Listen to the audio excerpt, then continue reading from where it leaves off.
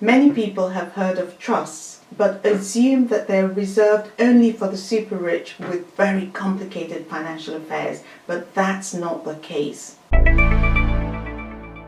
A trust is a legal relationship that's created when the owner of an asset transfers the asset to someone else for the benefit of another person. There are three parties involved when you create a trust. The first party is a settlor. That's the person that owns the assets that will be transferred to the trust. You can have more than one settlor, so a couple can set up a trust together for their children or grandchildren. The second party is the trustee. The assets will be transferred to the trustee so they can manage it for the person or people it will eventually go to. You usually have more than one trustee, and the settlor can also be a trustee.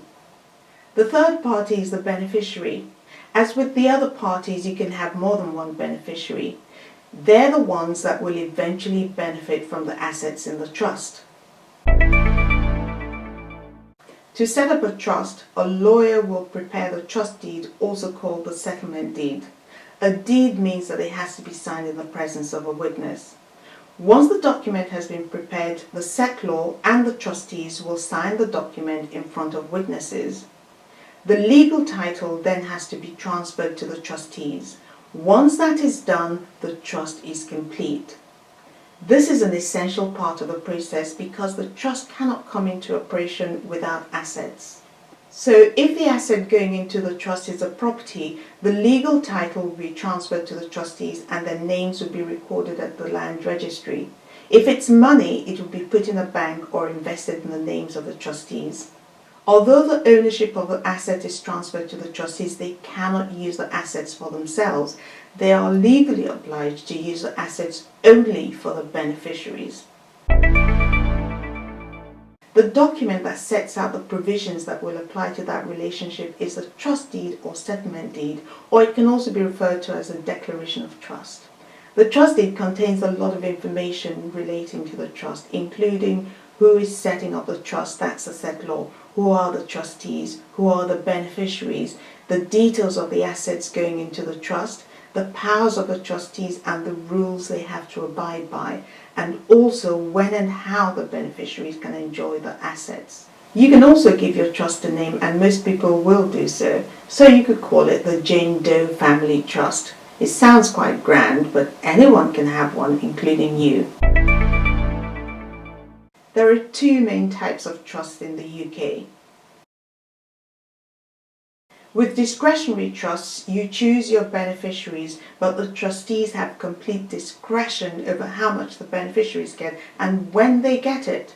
This kind of trust gives maximum flexibility so that the trustees can take their decisions based on the circumstances at the point in time when they have to make distributions to the beneficiaries. It's commonly used when setting up trusts for children. The discretionary trust also gives maximum protection of the assets in the trust. That's because the beneficiaries don't have a specific share of the trust assets. They only have a hope of benefiting. For example, if you set up a trust for your daughter who is 42 years old and her children who are 8 and 7, she gets divorced, the trust assets could be protected from the financial consequences of that divorce because she doesn't have an actual share of the trust asset. She only has what the trustees decide to give to her when they decide to give it to her. Most people use this trust as a wait-and-see vehicle because you can't predict what will happen in the future. The trustees can take the appropriate decision at that point in time which best protects the assets. The interest in possession trust is also known as a life interest trust. This is a kind of trust that gives the beneficiaries a right to the income. That means that if any funds in the trust are invested, the beneficiaries chosen by the settlor will get the income from the investment.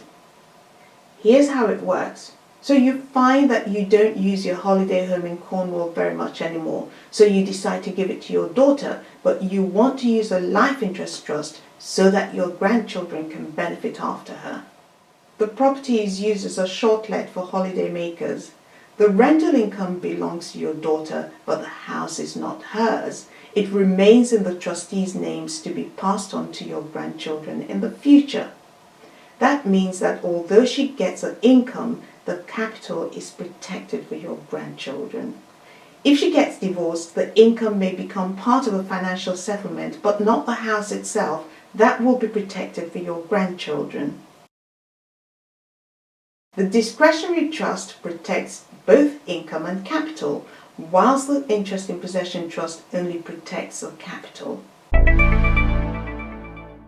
All other trusts are a variation on the theme of the discretionary and the interest in possession trust.